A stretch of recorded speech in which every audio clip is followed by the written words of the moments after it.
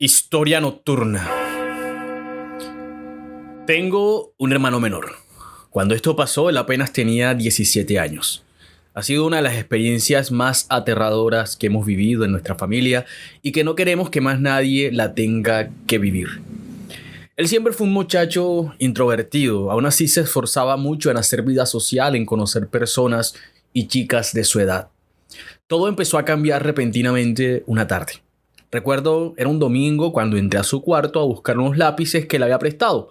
Lo hice sin avisarle porque no estaba en la casa. A él le molestaba mucho que uno hiciera eso, pero pensé que no iba a pasar nada grave.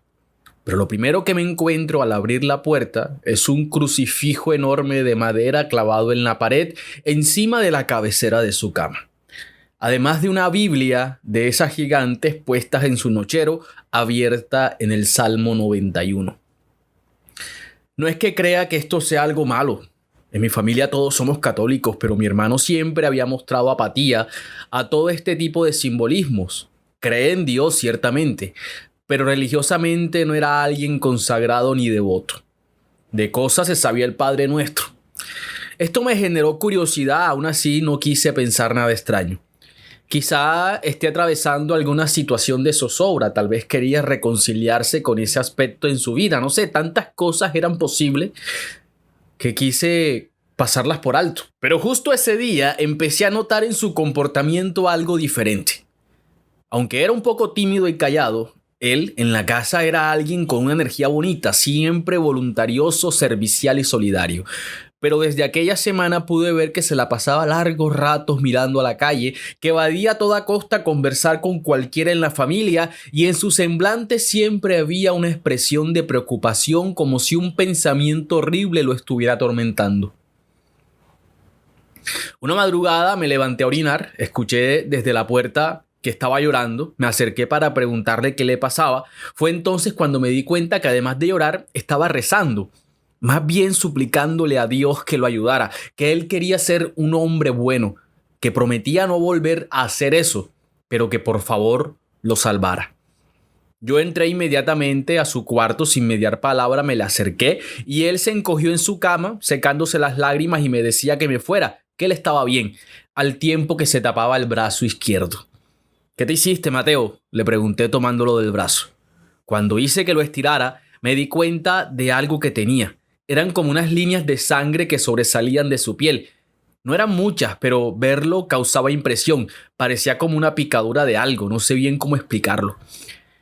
¿Qué te pasó? Él me miró asustado y me abrazó. No quería, tenía miedo, no sé qué voy a hacer, me voy a ir al infierno, me explicaba. Me contó entonces que había conocido a una niña en la universidad, una muchacha mayor que él varios años, a la que él le ayudaba con los trabajos de cálculo y de física.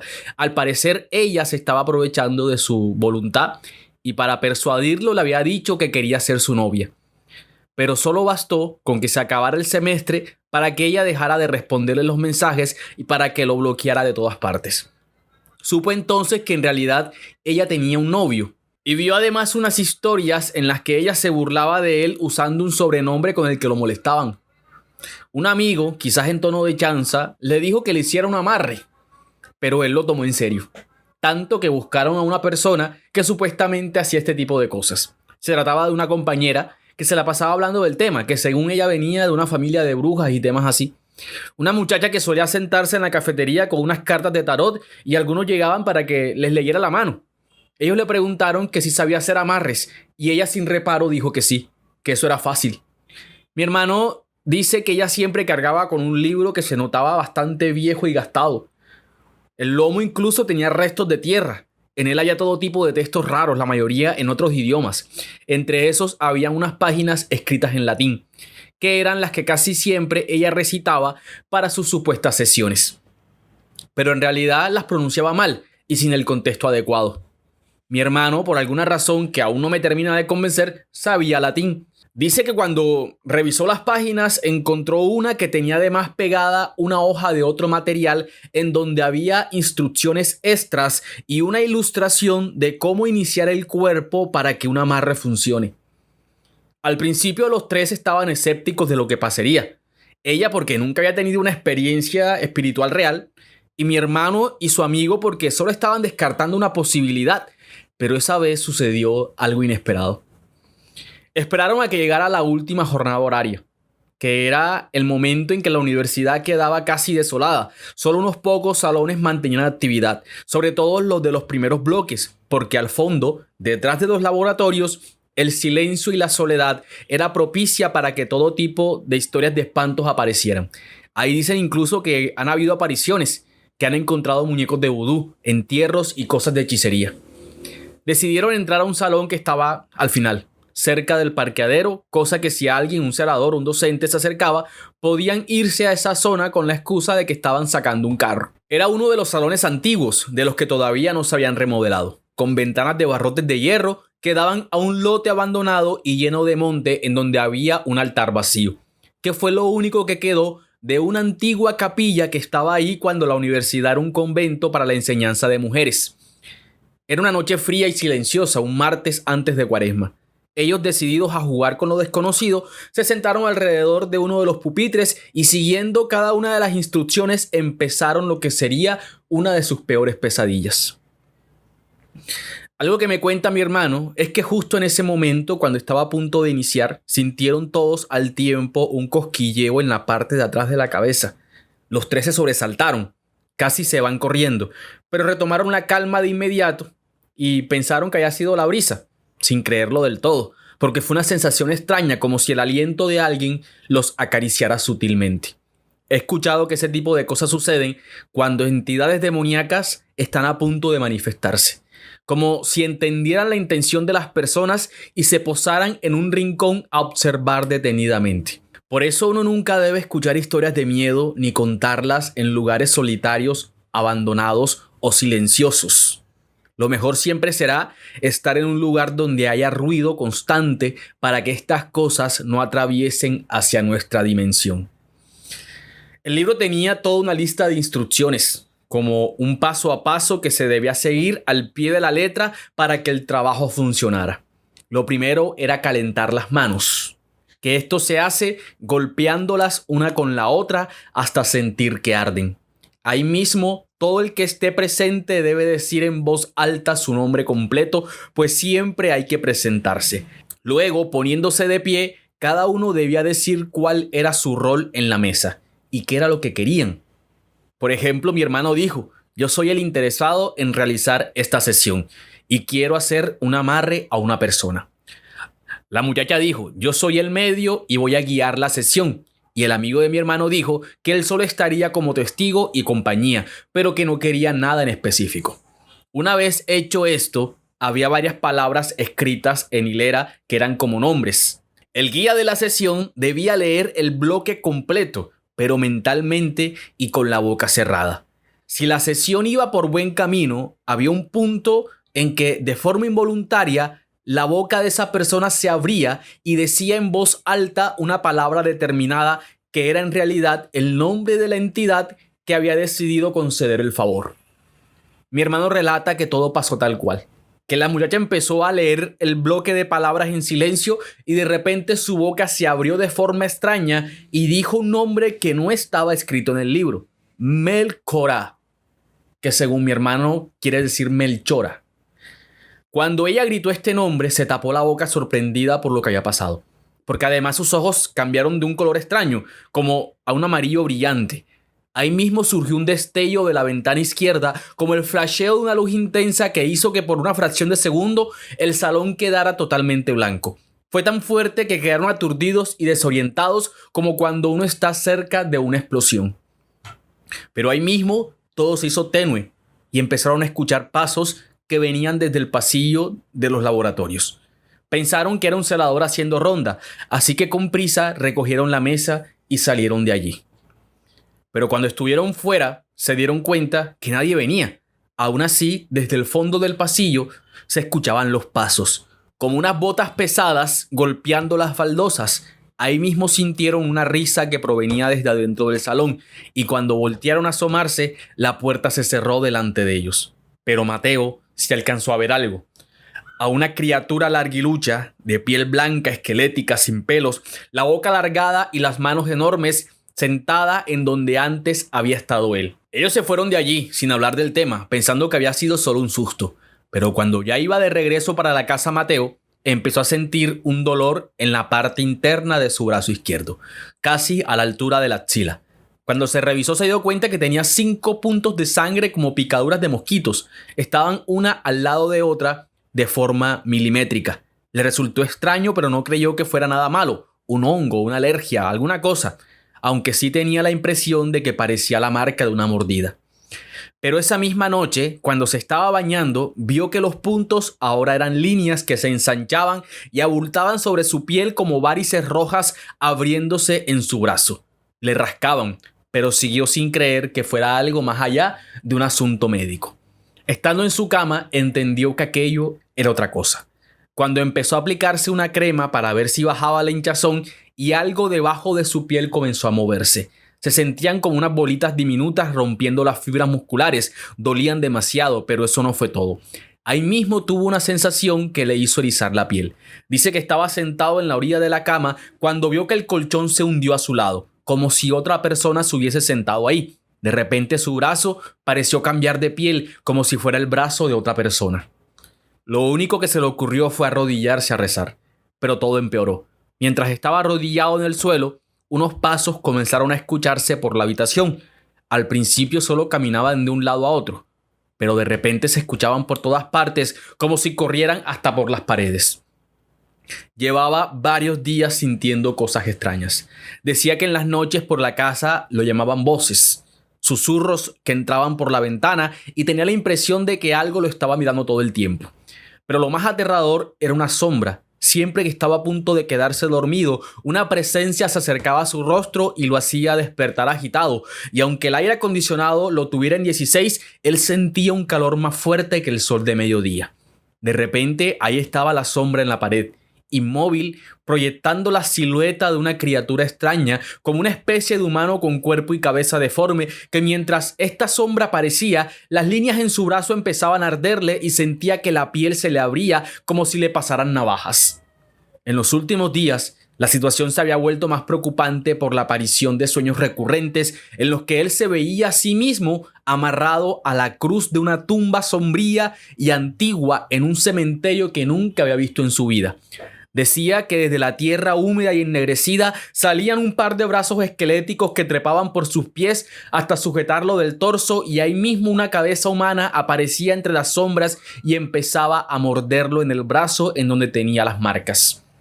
Una noche soñó que esta criatura le hablaba, que le decía que él ahora le debía un favor y que ella se lo iba a cobrar.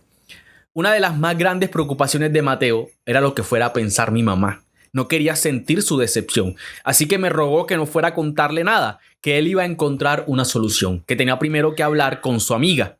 Pero esto se había vuelto imposible porque ella desde ese día había desaparecido de todas las redes y en su casa nunca había nadie. Yo, intentando ayudarle, busqué el consejo de un sacerdote, un amigo de mi novio que a veces iba a almorzar a su casa. Recuerdo que le comenté todo el caso y él, con cara de preocupación, me dijo que primero tenía que hablar con los 3 implicados. Aquí es donde empieza lo más difícil. El amigo de mi hermano, Jonás se llama, llevaba 2 días hospitalizado con una enfermedad respiratoria que le apareció repentinamente. Estaba en estado delicado y su mamá nos contaba que era tan grave que el muchacho tenía episodios de alucinaciones en donde supuestamente veía a una mujer que se burlaba de él desde el rincón de la habitación en la clínica. Por otro lado estaba Ana Angélica, la muchacha del libro. Supimos ese mismo día que llevaba varias semanas que se había ido al pueblo de su abuela materna, que algo le había pasado y que no quería regresar a la universidad. Ella era ciertamente un punto clave en todo el problema. Así que mientras esperábamos alguna reacción de Jonás, pues el sacerdote intentó hablar con él, pero no decía cosas concretas, no articulaba ninguna idea. Era como si estuviera tan asustado que había perdido sus capacidades cognitivas. En sus ojos se veía solo un estado de pánico total. Viajamos un domingo de Ramos al pueblo de Ana Angélica. Ya en ese punto había sido imposible ocultarle la situación a mi mamá, porque los episodios de pánico de Mateo eran más recurrentes y graves. Ya no solo eran en las noches, sino que en cualquier momento del día se ponía a llorar repentinamente y se escondía entre sus piernas diciendo que no quería escucharla, que por favor se fuera. En uno de esos ataques pasó algo todavía más aterrador. Mi mamá se le acercó para tratar de calmarlo y él de repente cambió el semblante como si fuera otra persona, se puso de pie, empezó a reírse y las líneas de su brazo descendieron hasta la muñeca. Y los ojos se le pusieron totalmente rojos, como si estuviera teniendo una hemorragia interna. Hubo que hospitalizarlo y administrarle tranquilizantes porque mostraba además intenciones de hacerse daño. Yo llegué con mi novio y su amigo, el sacerdote, a ese pueblo. Una tía de Ana Angélica nos había explicado bien cómo llegar a la casa de su abuela, que ahí solo vivía una prima de ellas porque la abuela hacía años había muerto. Nos decía además que Ana Angélica había sido muy apegada a ella, que cuando ésta falleció, aunque todavía era una niña, se afectó demasiado, al punto que se encerró en la casa por varios meses y no dejaba que nadie de la calle la viera. Pero una mañana se despertó diciendo que ya estaba lista, que su abuela le había explicado todo lo que necesitaba, que salió temprano a dejar unas flores en el cementerio y de regreso apareció con un libro que empezó a llevar a todas partes. El pueblo al que llegamos no era como me lo habían descrito. Se veía desolado, sucio y el calor era insoportable. Estaba rodeado por un río de aguas turbulentas que, según me explica, nadie usaba porque desde que descubrieron que en ese pueblo había níquel, todo empezó a contaminarse. La casa de la abuela de Ana Angélica era una de las pocas que quedaba en el sector cercano al río, en lo que llamaban el viejo barrio, pues la mayoría del pueblo se había desplazado hacia una zona más alta. Era una casa de tabla con techo de zinc en donde parecía hace años no vivía nadie. Y ciertamente hace años allí solo vivía una señora, prima de la abuela de Ana Angélica, que nunca quiso abandonar la casa. El resto de la familia se había ido y nunca les interesó reclamar ese lugar que decían solo les traía recuerdos amargos. Al entrar era todo un desorden pestilente. Trapos viejos, basura, gatos y nidos de hormigas. Era una casa de una sola división que a la izquierda tenía separado por cortinas lo que fuesen las habitaciones, en donde había 3 camas de esas viejas de tubos metálicos. No había nadie, o bueno, eso creímos, porque cuando separamos una de las cortinas vimos en una de las camas un bulto tapado con una sábana. Al acercarnos, por la mano que se extendía por fuera de la sábana amarillenta, supimos que era Ana Angélica. Estaba en alguna especie de trance. Le destapamos el rostro y la impresión fue tan fuerte que mi novio me tuvo que agarrar del brazo con fuerza para que no gritara. Ella estaba ahí inconsciente, con los ojos abiertos y la cara hinchada. Era como si hubiese fallecido, pero aún respiraba. Con su mano izquierda sujetaba el libro del que nos habían hablado. Ahí nos dimos cuenta de algo más raro. Esta mano era totalmente diferente a la otra. Parecía la de una persona distinta. Se veía más grande, con la piel más vieja y unas uñas largas y amarillas. El sacerdote, al percatarse de eso, nos dijo que nos alejáramos y que no la viéramos a los ojos, porque lo que estaba pasando ahí no era normal y podía ser peligroso. Pocos minutos después llegó una señora. Era la prima de la abuela de Ana Angélica. Le preguntamos que si sabía qué le pasaba a Ana y ella con total tranquilidad nos dijo que siempre se ponía así cuando hablaba con su abuela, que ya ella le había dicho que la soltara, que la dejara descansar, pero que ella no hacía caso porque según quería ser su aprendiz. La abuela de Ana Angélica se llamaba Ana Luisa. Ahí en la casa estaba un retrato viejo recostado a las tablas de la sala. Era conocida como una bruja blanca que tenía la capacidad de bajar a su cuerpo a una entidad que respondía al nombre de Melchora, que había sido su maestra. Bajar una entidad quiere decir servir de portador de sus habilidades por cierto tiempo. Para esto hay técnicas de invocación y la que Ana Luisa usaba se trataba de una en el que el brazo izquierdo de la persona soportaba todo el peso del espíritu invocado. Durante el tiempo que duraba la posesión, el brazo cambiaba de forma, como si fuera la extremidad de la entidad, y era de esta manera en que podían usar sus habilidades. Ahí comprendimos otro asunto. Algo que mi hermano había interpretado mal era que lo que estaba escrito en el libro no era sobre amarres, sino sobre ataduras. Es decir, un trabajo espiritual en el que se prepara el cuerpo para fijar un vínculo con una entidad. Ana Angélica, al parecer, llevaba varios días tratando de bajar a su abuela para que la ayudara, pero no lo hizo de forma correcta, ya que su abuela nunca fue un ánima, había muerto y su espíritu separado de este mundo. Cuando se trata de bajar a un muerto cuyo espíritu no está presente, lo que se hace es llamar a la muerte al propio cuerpo. Por ello, la deja inerte. Tiene entonces que una persona externa liberar el vínculo antes de que el cuerpo se quede sin fuerzas y muera definitivamente. Ese era uno de los problemas. El otro era Melchora, que ya había empezado a reclamar una ofrenda y era por eso que atormentaba a mi hermano, pues él había solicitado un favor que, aunque no fue usado, ella ya había bajado a su brazo. El proceso de liberación fue tardío. En el caso de mi hermano fue largo y tortuoso, lo mismo que para Ana Angélica, que cuando recobró el conocimiento nos explicó otro detalle, y era la tumba de su abuela, la cual tenía una urna de piedra en donde había varios papeles de donde ella había extraído el libro, pues según ella misma, eso lo supo por una revelación en un sueño.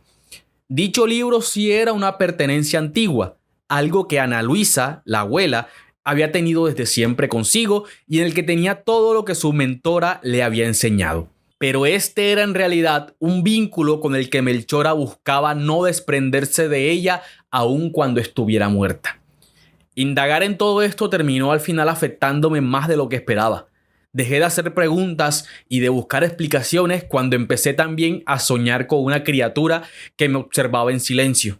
No sabía que podían existir este tipo de presencias. Recuerdo que fuimos hasta la tumba y vimos que ésta tenía un aspecto similar al que describía Mateo en sus sueños. Entonces entendí que lo que él estaba experimentando eran visiones, porque además de papeles, en la urna había una muñeca de aspecto macabro que en su brazo izquierdo tenía el nombre de Melchora. Todas esas cosas se las llevó el sacerdote. No sé si las destruyó, si las puso en custodia o qué pasó con eso. Nosotros intentamos superar toda esa situación. Fueron varias sesiones de sanación. Mi hermano terminó consagrado a la iglesia, al igual que su amigo. Lo que sí nunca supimos fue del paradero de Ana Angélica, porque nunca regresó a la universidad. Pero hay algo que todavía me causa intriga. Fue cuando mi hermano salió de la clínica y nos contó que la muchacha a la que él había querido hacerle el amarre lo había llamado a decirle que llevaba varios días soñando con él y con una mujer de aspecto tétrico que intentaba hacerle daño, que estaba muy preocupada y que además lamentaba lo que le había hecho, de burlarse de él y lo demás, que por favor la perdonara, que supo que él estaba internado en la clínica por su papá, que se lo había encontrado en el bus por casualidad, que se le acercó y se le presentó diciendo que su hijo Mateo le había hablado de ella. Le dijo que él estaba pasando por una situación difícil, que las personas a veces toman decisiones equivocadas, pero que él no era una mala persona, que intentaran hacer las paces, por lo menos para olvidar todo lo malo. Por la descripción que ella daba del hombre que se encontró en el bus, en efecto, eran los rasgos físicos de mi papá. Incluso le dijo que llevaba una camisa amarilla con un colibrí estampado en el pecho, una de sus favoritas. Mateo solo le supo decir que no había ningún problema, que ya todo era tema del pasado. Pero lo que nunca le quiso decir es que nuestro papá ya llevaba 2 años de haber fallecido. Mantener arriba este proyecto ha sido un reto satisfactorio, en el que se gastan horas de revisión de las historias que nos llegan, lecturas, reescritura, grabación, edición. Lamentablemente los programas de monetización que sostenían este canal han cambiado. Es por eso que recurro a ustedes para seguir adelante contando las historias.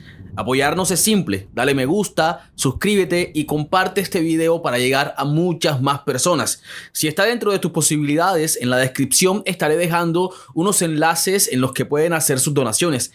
Cualquier aporte, por pequeño que sea, es de gran ayuda. Muchas gracias por ser parte de la comunidad de Historias Nocturnas. Nos vemos pronto con más contenido.